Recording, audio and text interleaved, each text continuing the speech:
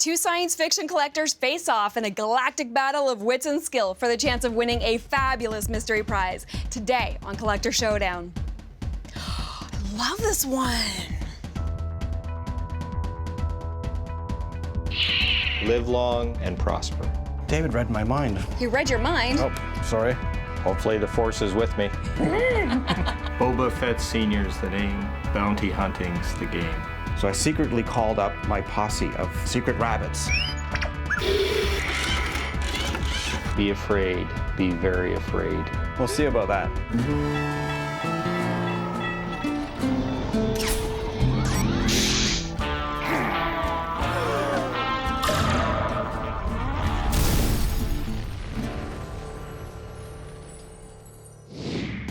We are here at Baka Phoenix, a science fiction bookstore that's named after a reference in Frank Herbert's award-winning novel Dune. This place opened in 1972, making it the oldest sci-fi bookstore in the country. Tons of important sci-fi novels were launched right here in this very store, making it the perfect place to stage a cosmic showdown. On Collector Showdown, there are two challenges. First, a test of knowledge. Second, a test of skill. If our contestants are tied after the first two rounds, we go to a sudden death showdown. The stakes are high and the winner takes all. The prize will be a dream come true for only one of these two collectors. Will it be Mike, an avid science fiction fan with a huge Star Wars collection? Or David with his rare collection of Battlestar Galactica and Star Trek? You're just gonna have to watch and find out. The golden age of science fiction spanned the 1940s and 50s and included the works of legends Arthur C. Clarke, Isaac Asimov, and Robert Heinlein, the granddaddy of science fiction literature. These great authors inspired a generation of astronauts, physicists, and engineers. For award-winning science fiction writer Robert J. Sawyer, it is the written stories that are the key to the genre. Science fiction is literature about the future, about realistic extrapolations of where we're going based on the reality of here and now. But it's also a mode for social comment and providing a perspective that you can't get through normal fiction that imitates day-to-day life. It's a special lens for examining the human condition. The growth of the modern-day industry has created many choices for collectors. There are basically two kinds of science fiction collectors. There's the serious book collector, and they're into autographed first editions in excellent condition. And then there's the media collector who wants props or prop replicas, costumes, and those are highly sought-after collectibles. The market for science fiction collectibles is totally in another dimension. Prices depend on whatever people are willing to pay for them. If this were a signed first edition copy of Isaac Asimov's I, Robot, it could sell for $9,000. Hi, I'm Dave. My interests in collecting are Star Wars, Star Trek, and Battlestar Galactica. Hi, my name is Mike Strice, and I'm been a Star Wars collector since 1977. I collect figures and some of the larger items. Started watching Star Trek in 1966 and never looked back. These are the old pulp magazines. And you can see they were a quarter from the 1950s. This was a staple of the genre here. I love the title, Tyrant and Slave Girl on Planet Venus, and a pretty racy cover there. I like Star Trek. I watch Babylon 5 and Stargate and a lot of the, the other new sci-fi shows that are out. Star Wars mainly for me was a collecting. I like collecting a lot of the toys in that, and it sort of became a passion of mine in getting the movie props and that. This is a grenade that Princess Leia used in Return of the Jedi when she was dressed up as a bounty hunter. This is one of my favorites. It's a Star Wars bank that I got for $10 in a yard sale. I really like the unique characters and aliens in it. I can't think of one of his lines. This is one of my favorite items from Battlestar Galactica. This is the Battlestar Galactica game. It was autographed by Richard Hatch, who played Captain Apollo in the original Battlestar Galactica. Here too. Do you remember Darth Vader? Darth Vader from Star Wars. Everyone loves a baddie. From the pulps, I always liked the Shadow. And of course, I think Spock from Star Trek. live long and prosper. I think the big thing with Star Wars was when it came out back then, it was so unique, and that's what hooked me. And then I started collecting all the new stuff that was coming out. Lord knows there's lots of new stuff. It's fantasy, but it's not really fantasy. It's really realizing or different visions of what the future could be. I'm trying to concentrate on some of the bigger items. I find there's so many figures out there and I just don't have the room to keep them. I'm trying to concentrate more on that sort of thing now for the future. And whatever my fiance lets me buy.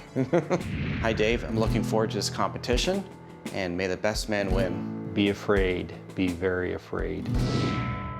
This is the first time our contestants are getting to meet each other. Mike, David, Mike. Hi, David. Mike, nice to meet you. May the best collector win, and hopefully the force is with me. We'll see about that.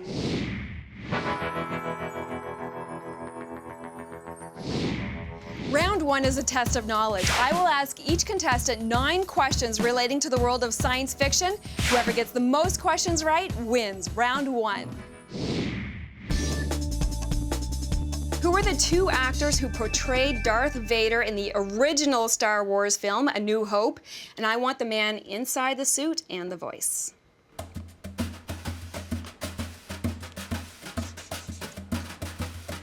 David, what's your answer? James Earl Jones was the voice, and David Prowse. Mike, what is your answer? David read my mind. He read your mind. Oh, sorry. James Earl Jones and David Prowse. Well, you both say you know a lot, and for this question, you definitely do. David Prowse is the man who played Darth Vader inside the suit, and James Earl Jones is the man who provided the voice. You are tied 1-1. Let's move on to question number 2.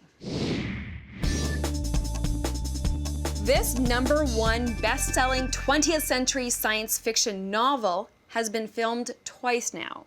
Once for the big screen and once for television. What's its title?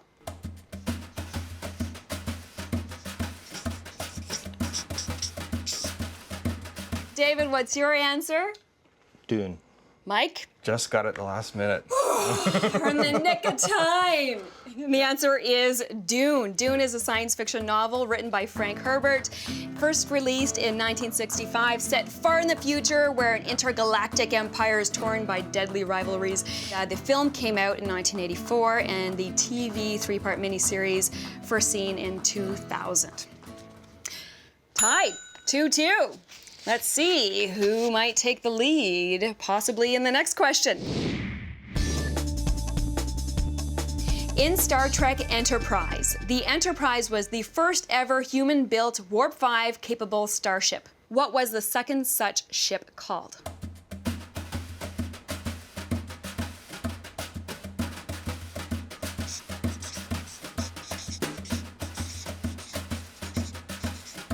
David, what's your answer?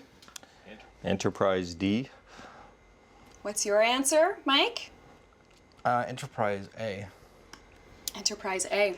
The answer is Columbia. Columbia is a sister ship to Enterprise. It was in service in the fictional Star Trek universe in the mid-22nd century. Both are NX-class starships capable of achieving Warp 5 speeds. And this fictional starship was named in honor of the real-life space shuttle Columbia that broke up upon re-entry in 2003. You're still tied, 2-2. Who played the Admiral of the Battlestar Pegasus in the new Battlestar Galactica television series?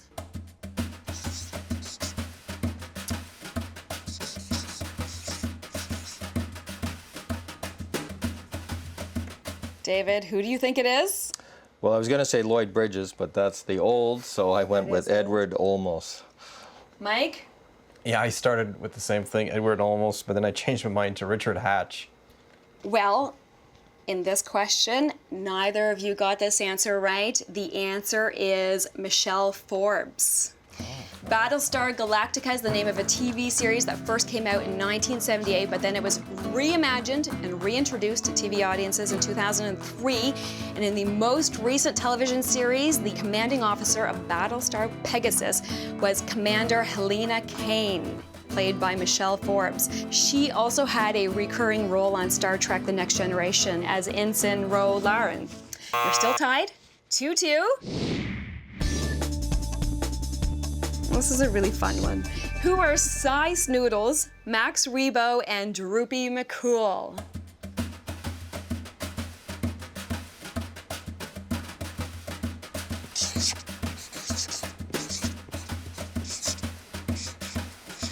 David, what is your answer? I'm drawing a blank on this, but I was going to say droids or Ewoks. Droids or Ewoks? I only want one answer in the future, but Mike, what is your answer? They're actually in Jabba's palace posse, and they're the musicians. You got the answer right. They were a posse, a band, the Max Rebo Band, and they were 3 talented alien musicians who were in Star Wars Episode 6, Return of the Jedi. On the keyboards, Max Rebo, woodwind player, Droopy McCool, and lead singer, Cy Snoodles. Mike, you are ahead. 3, David, you have 2. Lots of chances for you to catch up here, David. On Star Trek, Spock was half human and half Vulcan. What are his mother and father's names?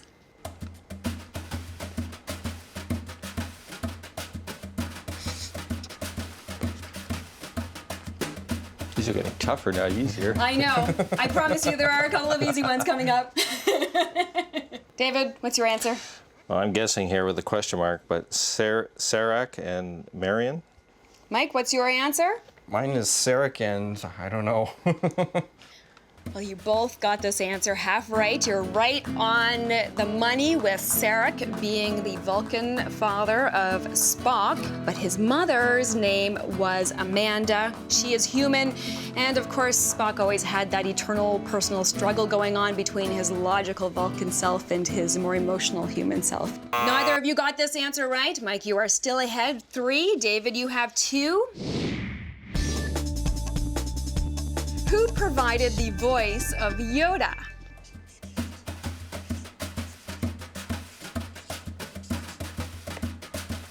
David, what's your answer? I'm drawing a blank on this one. Blank. Mike, what's your answer? Frank Oz it is, yes. I'm so glad you did it. It means I don't have to.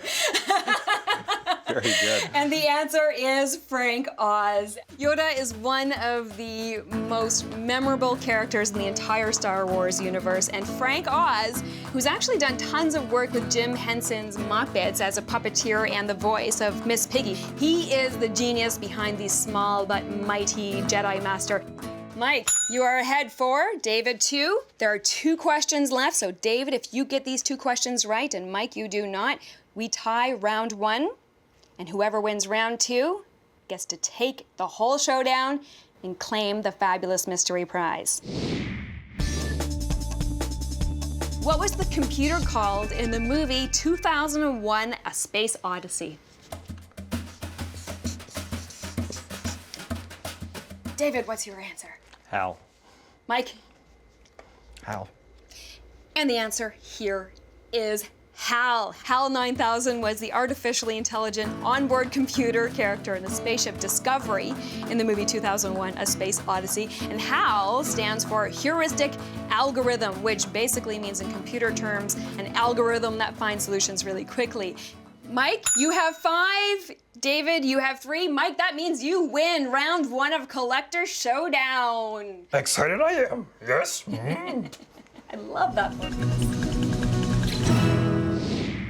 David, you can still win. If you win the next round, the test of skill, you can force the sudden death showdown tiebreaker and still get to claim that fabulous mystery prize. Hopefully the force is with me. Yeah, I'm surprised. I think I got lucky that round, and David missed a couple of the questions. We'll see how the second round goes. I just say to my opponent that he's not a Jedi yet. That's it. Round 2 of Collector Showdown next. Boba Fett Sr.'s the name, bounty hunting's the game. I don't write those big horking fantasy novels that you can kill a man with. Curious I am, yes.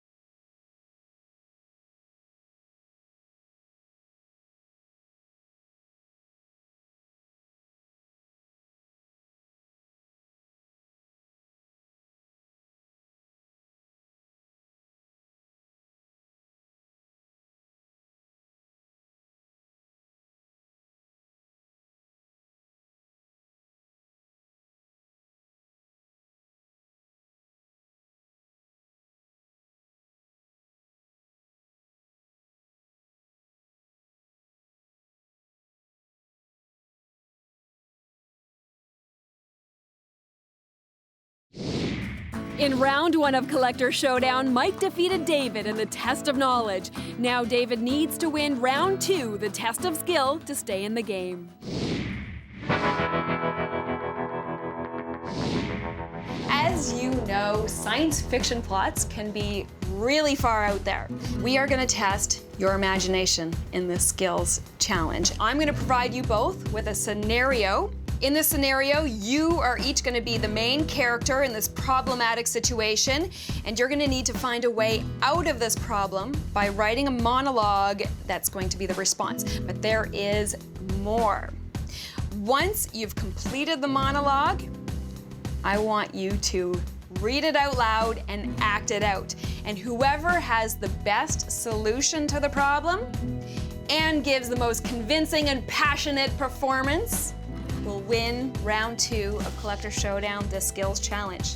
Mike, you won round 1. So if you win this round, that's it, game over. You win Collector Showdown and get to claim the fabulous mystery prize. David, you need to win this round to force the sudden death showdown tiebreaker. I'm up for it. Well, I love science fiction, but this is a big task, and we have an expert here who is going to judge this, because I do love it, but I am no expert. So, world-famous science fiction author Robert J. Sawyer. You can see there are many books of his there on the wall. And Robert, do you have any advice for Mike and David? Yes, absolutely. The end of your story is what's going to sell it. You're going to have to come up with something that really knocks my socks off when we come to the conclusion of what you've set up. Here's the scenario. You are a galactic bounty hunter scouring the galaxies for the captain of the Siental, the untraceable evil army whose quest is to control the galaxies one planet at a time. His next target, Earth. So let your imaginations go wild. We're looking forward to this passionate performance of yours. Gentlemen, take your seats. We do want to put a little pressure on you, and we don't want this to take all day long. You have 5 minutes to come up with a story, and then you're going to deliver your performance. Starting now.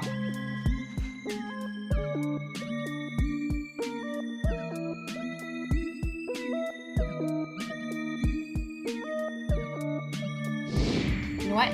10 seconds left. I'm gonna do a countdown. 8, 7, 6, 5, 4, 3, 2, 1. Gentlemen, put down your pens. Mike, you get to go first to deliver your performance. As I made my way through the clouds, I came upon a streetcar. I jumped onto the front of the streetcar, and as I looked to the back, I saw him with the princess.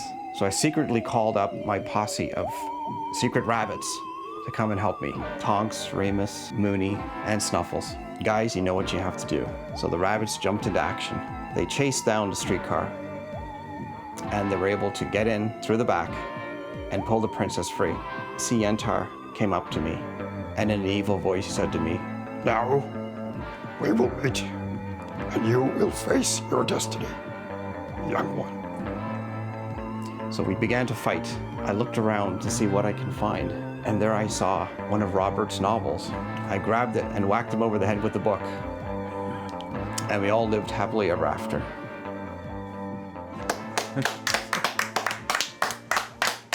All right. Tough act to follow. Yes. Tough act.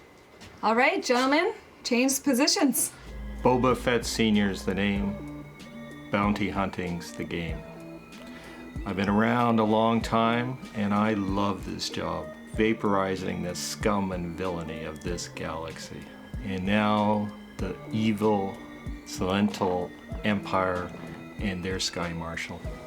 I've heard of these people, and I'm gonna have to call on Myra Jade.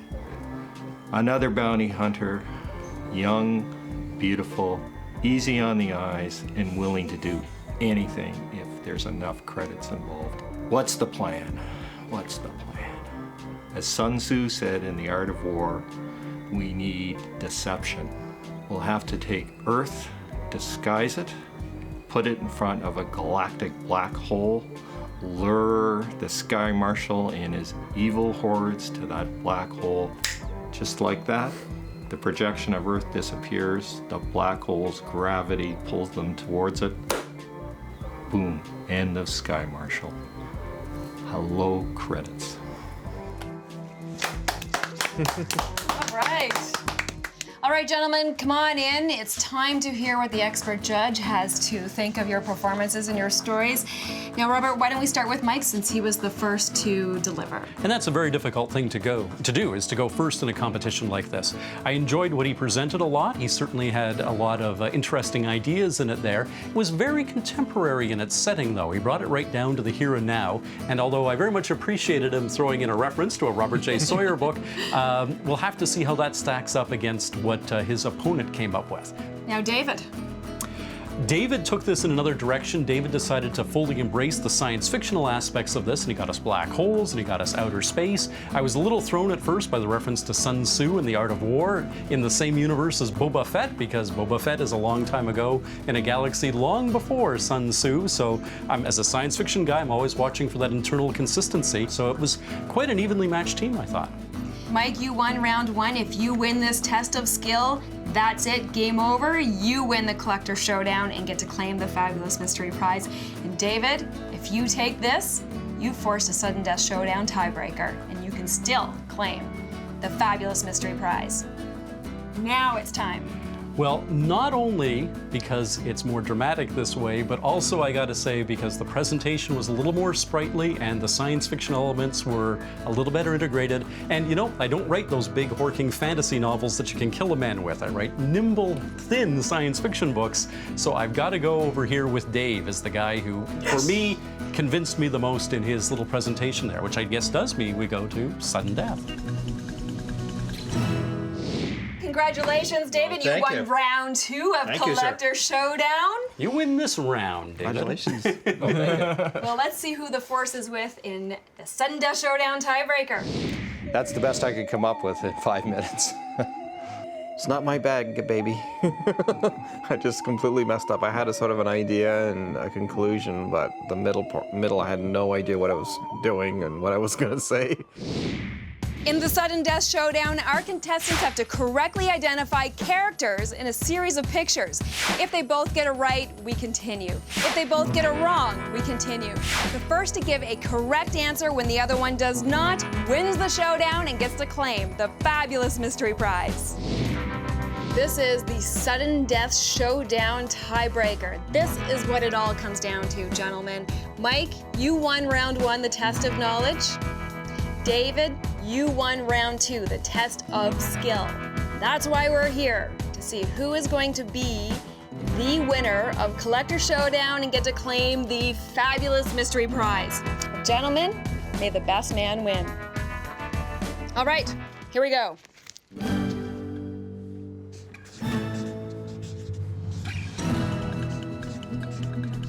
Got it. Show me your answers. Jar Jar Binks, you're both correct. Next.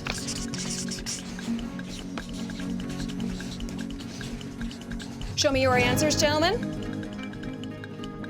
Wesley Crusher from the Next Generation, you're both correct. Next. The stakes are high. Show me your answers, gentlemen.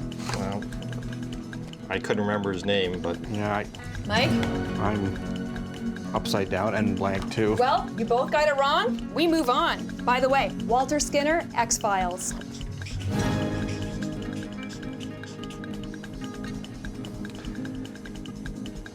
I'm just drawing a blank on this one. All right, let's see if Mike is also drawing a Me blank. too. Let's see. I know the series, but I don't know the character. Sokor. Here's a good-looking fella.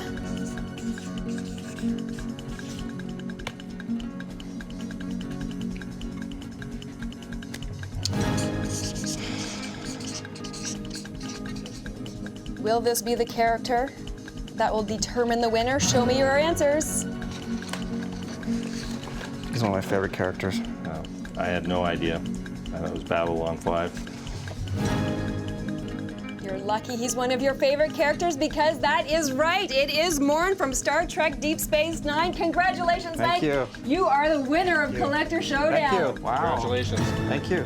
You get to claim the fabulous mystery prize.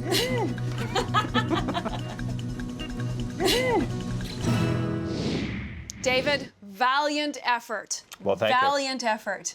What are your thoughts on your performance today in the Showdown? Well, I should watch more Deep Space Nine. More Deep Space Nine, because that is what it all came down to. Yeah. Did you have a good time? Yeah, great. It was great. I enjoyed it. And you got to meet Robert J. Sawyer? Absolutely. You did wonderfully. Thank you very much. Thank you. It's time to find out about this fabulous mystery prize. First of all, 3 pieces of original Ewok fur from Star Wars Return of the Jedi Wow. to add to your collection. Jeez, that's incredible. Thank you very much. That is awesome. Very Secondly, Robert J. Sawyer is here because he is going to use your name to name a character in his next novel. Wow. In his next science fiction That's novel. incredible. Thank And you may die horribly, but you'll be immortalized in the book. Now, there is actually a literary tradition There for doing is. that. We call this Tuckerization after a science fiction writer named Wilson Bob Tucker, who was famous for putting people he knew, friends and colleagues, into his book. And you're going to be a character in my next novel, Thank the first you. volume of my upcoming WWW trilogy. Wow, thank you very much. I'm You're honored. very welcome. Thank It's you. my Thank pleasure. you very much. Now, for the last part of the prize, underneath this mysterious blanket here is an original reference used for the CGI in Star Wars Attack Wow. of the Clones Yoda head. Wow. Holy smokes. The resemblance is uncanny. I know. Very uncanny. Congratulations. Wow, thank you so much. Jeez. I don't know what to say. I'm speechless. Speechless I am. Well, thank you very much, and thank you for having me on the show. Congratulations. You're It welcome. was Very great good show. meeting you, Robert. Congratulations. Thank you. My pleasure. Well, thank you for playing Collector Showdown. It's been a pleasure. You did a great job. We'll see you next time when 2 more Collector Showdown for an experience of a lifetime. So what's your new book going to be about? I'm doing a trilogy about the World Wide Web gaining consciousness. The series overall is going to be called the WWW trilogy. Each of the books will start with a W. The working titles are Wake, Watch, and Wonder. You'll be in the first volume of that new trilogy, Wake, when I get it finished. Oh, that's incredible. Thank you. You're welcome. That's great. I had a great time. It was great meeting David. Enjoyed We're it. going to stay in contact afterwards as well. Sure. Yeah, I'll loan him some Deep Space Nine DVD. Yeah.